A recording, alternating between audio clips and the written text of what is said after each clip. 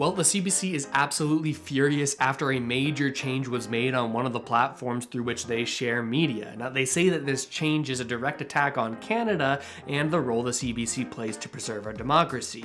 On the other hand, others are saying that this change should have happened a long time ago and that the whole issue is overblown. Regardless, we have multiple different politicians taking advantage of this situation in some pretty interesting ways that I think you're going to want to know about. But before we get into that, you first need to understand exactly what this whole controversy is all about, then the rest is going to make a lot more sense. Lately, Twitter has been adding a special tag to certain news organizations. This is one from the States for NPR, and that tag is that this is government-funded media. We'll talk more about what exactly that means, but obviously these organizations who are having this label applied to them are pretty frustrated. NPR here sort of directly going against this label, saying, NPR is an independent news organization committed to informing the public about the world around us. You can find us on every other place you read the news, because they recently backed out of Twitter over this issue of having a government-funded media tag on their profile. Now, the way Twitter defines what is government-funded and what isn't is outlined here in their policy. They say government-funded media is defined as outlets where the government provides some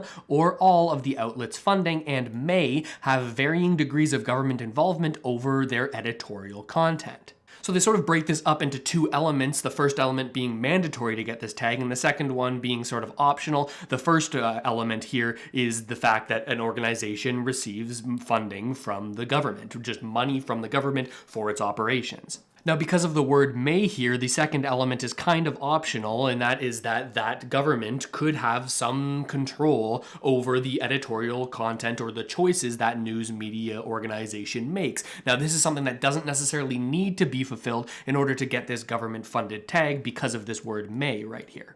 Now, the CBC, much like NPR, has decided to back away from Twitter entirely, and here's the statement that they made. They said Twitter's own policy defines government-funded media as cases where the government may have varying degrees of government involvement over editorial content, which the CBC is saying is clearly not the case with CBC or Radio Canada, the French version of the CBC.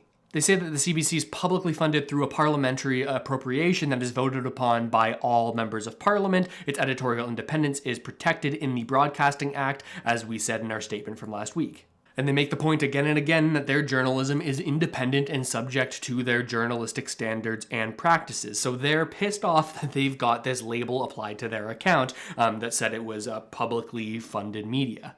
And I guess sort of to poke fun at the whole situation, Elon Musk and Twitter then changed it to 69% government-funded media. Haha, funny number. But personally, I don't understand why the CBC is so upset about this. They're saying that, okay, this calls our journalistic integrity into question and might make people think that the government has control over this media, which they say isn't the case. I'd argue that this sort of definition, the part 1 and part 2, well, they certainly fit part 1 of that because of the amount of money they get from the Canadian government. In 2021 and 2022, their annual report stated that they were funded by the government to the tune of $1.24 billion in that year.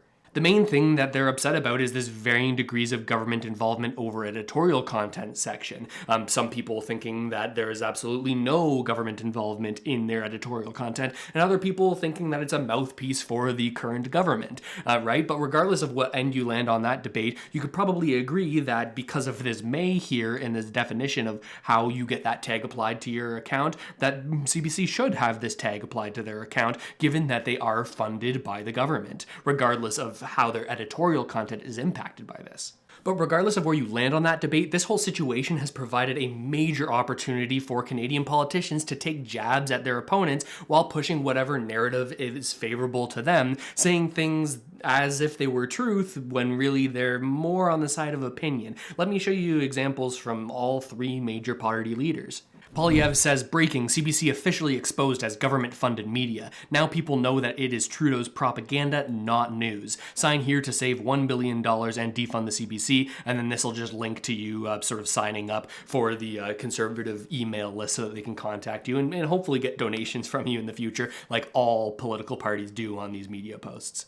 Now, this tweet is definitely worded to try to get a reaction, right? Very exciting language. I would push back against some of it, right? Like this exposed part. I don't think that anyone living in Canada wouldn't know that the CBC gets its funding from the government. That's something that I think most people know, that this is a publicly funded media organization. So I don't know about this sort of exposing framing. And I also don't know about stating as 100% fact that everything the CBC says is Trudeau propaganda, not news. We'll get into some more opinions about the CBC in just a moment, how I believe that they are definitely left-leaning versus centrist or right-leaning, but I think it's a little bit of a stretch to say that everything that comes out of the CBC is 100% Trudeau propaganda. Similarly, we have Jagmeet Singh, the leader of the NDP, using very exciting and emotional words to sort of rile up support from their voter base. He says, Pierre Poilievre doesn't want you to know this. It's a secret, he sounds like. He's taking aim at the CBC backed by influential interests, corporate media and tech giants owned by US billionaires.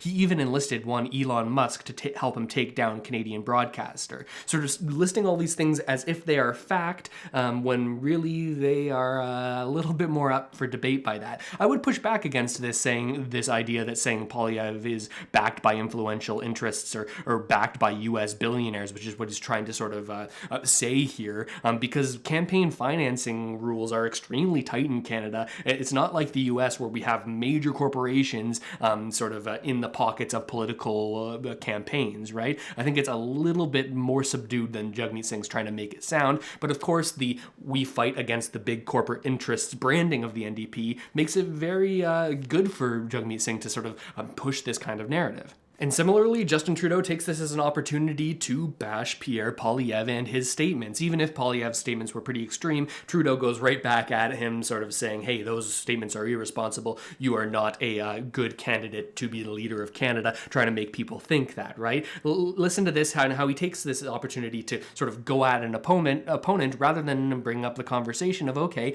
maybe Canadians should have a better idea of how the content that they're consuming is funded. More on that in a minute, though.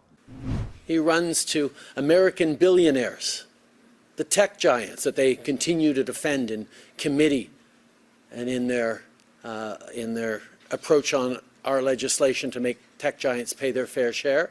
Conservatives are always there to defend them. So when they're trying to attack a foundational Canadian institution, the fact that he has to run to American billionaires for support to attack Canadians says a lot about Mr. Poilievre and his values. So Trudeau, slipping in the polls, takes this as an opportunity to jab at Poilievre, saying, hey, this similar thing to Jagmeet Singh was saying. He's backed by these billionaires. He wants to attack Canadian institutions, which again, I think is pushing a narrative that is favorable for the Liberal Party and certainly favorable for Trudeau. But now I have to get into my thoughts on this whole situation because I think nobody's getting to the main point of what we actually need here. Do I think that the CBC is more left-leaning than centrist as a news organization? Yes, I do. I think they definitely lean more left on the political spectrum, that's for sure. Now, do I think as a result Canada shouldn't have any kind of publicly funded media organization?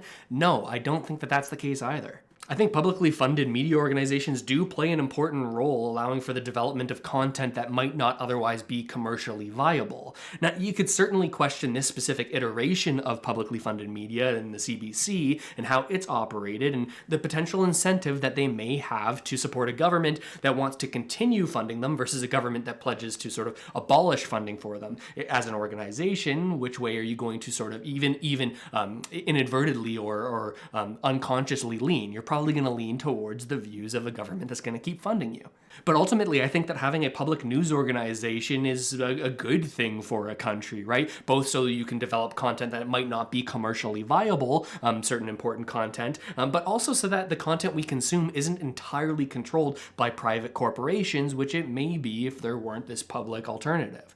We all know that the CBC is heavily funded by the government as a sort of a government-funded news organization. We know that is true. $1.2 billion was it in 2021, 2022. But what we don't consider is where the funding and where the ownership lies for other media organizations from which we consume our content.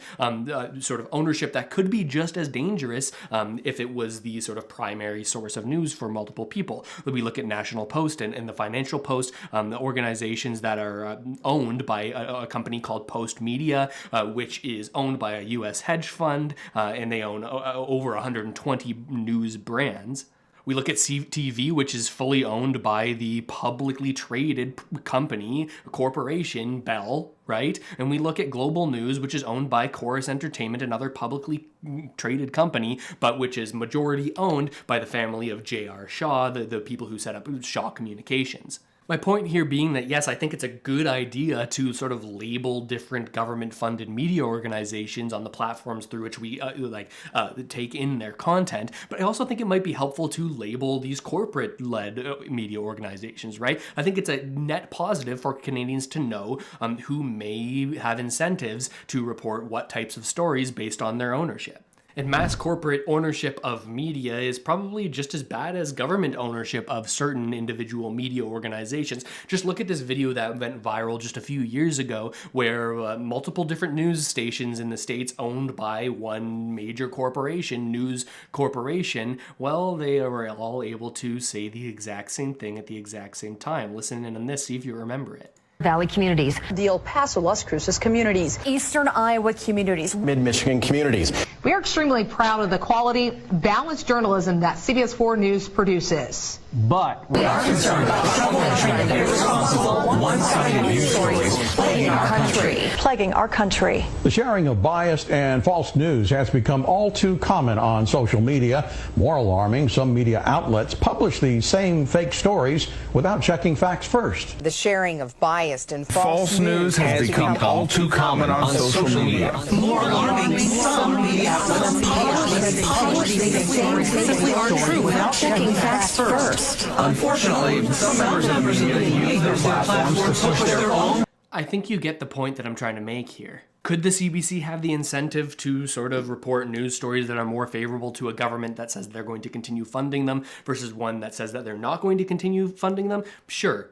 I can agree with that 100%. But when we look at the sort of alternatives to only having corporate media and them being the only ones that control the news that we take in, well, you can start to see maybe it's a good idea to have multiple different sources with multiple different funding mechanisms for how they create their content. I don't know, am I entirely off base here with this situation? To me, it just seems like every single individual political party is using this as an opportunity to score points against their opposition without actually getting to the bigger conversation that's more important, which is media literacy and people being able to identify where the incentive lies for each media organization from which they consume their content. That's what I think the real conversation here should be about, but unfortunately it's not at this point. Let me know what you think about this whole situation down in the comments below.